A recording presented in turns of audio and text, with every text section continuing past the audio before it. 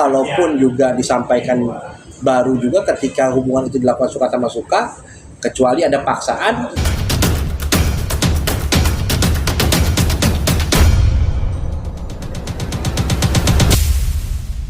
Saya juga melihat kasus ini dari sosial media.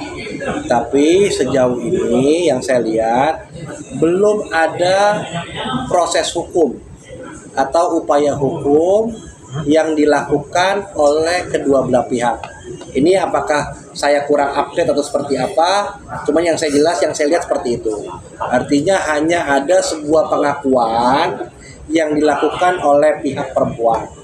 Inisialnya siapa tuh? LM yang disampaikan bahwa punya hubungan dan seterusnya. Nah, apakah yang disampaikan ini sesuatu yang melanggar pidana atau seperti apa ya? Saya lihat belum ada laporan polisi. Dan saya juga menilai apa yang dilakukan oleh LM, saya pikir juga tidak bisa dilaporkan oleh kepolisian. Karena kalau memang itu betul pasti didasari atas suka sama suka. Itu prinsipnya. Ya, ketika ada anak dan seterusnya itu didasari suka sama suka. Justru yang bisa membuat laporan polisi adalah mungkin dari istri Pak RK. Kalau memang ada dilaporkan terkait overspell atau muka dalam pasal 284 KUHP. Dan atau juga bisa dilakukan oleh Pak RK sendiri karena ini sudah menyampaikan berita bohong. Kalau memang lagi-lagi kalau memang tidak benar adanya pemberitaan tersebut. Jadi saya menilai ini adalah sebuah fenomena untuk untuk meramaikan kehebohan tapi tidak berefek hukum saya lihat karena belum ada laporan polisi di situ. Tapi kalau seandainya ini benar terbukti, apakah ini bisa menjerat kayak pasal perzinahan seperti itu? Iya, kalau kita bicara pasal perzinahan, pasal overspell 284 itu, pelapor itu harus pasangan. Kalau LM itu punya pasangan apa tidak? Kan artinya harusnya kalau LM punya pasangan, suami dari LM atau suami dari RK. Sama dulu istri dari RK. Ya kan? Sama dulu kayak kasusnya CT dengan A. Iya kan? Tapi kan suaminya CT tidak buat laporan. Rame videonya tapi tidak buat laporan.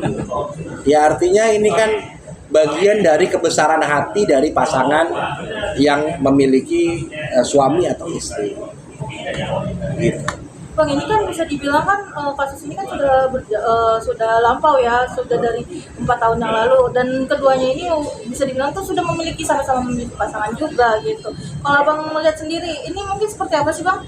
Ya saya tidak tahu motifnya. Kita yang tahu motifnya pasti ternyata LM sendiri. Ya kalianlah teman-teman media yang tanyakan motifnya apa, saat ini baru bisa disampaikan.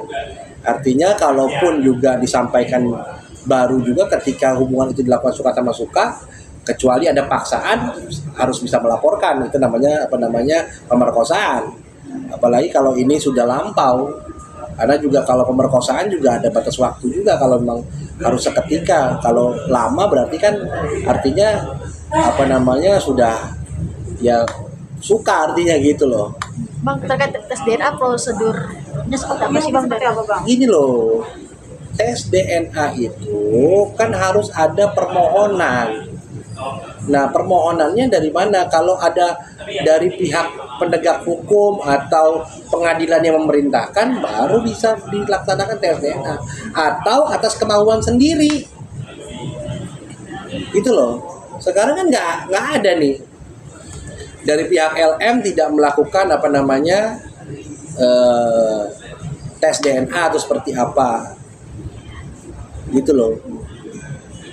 Tapi dari pihak LM sendiri malah meminta untuk pihak dari RK maju duluan nih untuk TPN dan sebaliknya juga dari pihak RK juga begitu. Iya, makanya karena tidak ada upaya hukum sehingga main suruh-suruan, iya kan? Main suruh-suruan, nggak ada yang upaya paksa dari kedua belah pihak sehingga tidak ada, hanya menjadi suatu berita aja. Dan saya pikir ya ini yang jadi berita dan menjadi konsumsi publik.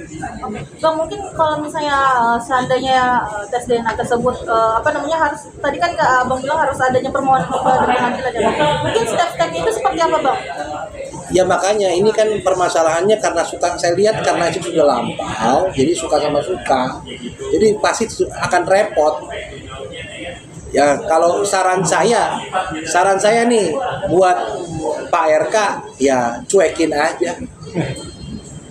Nanti juga hilang sendiri.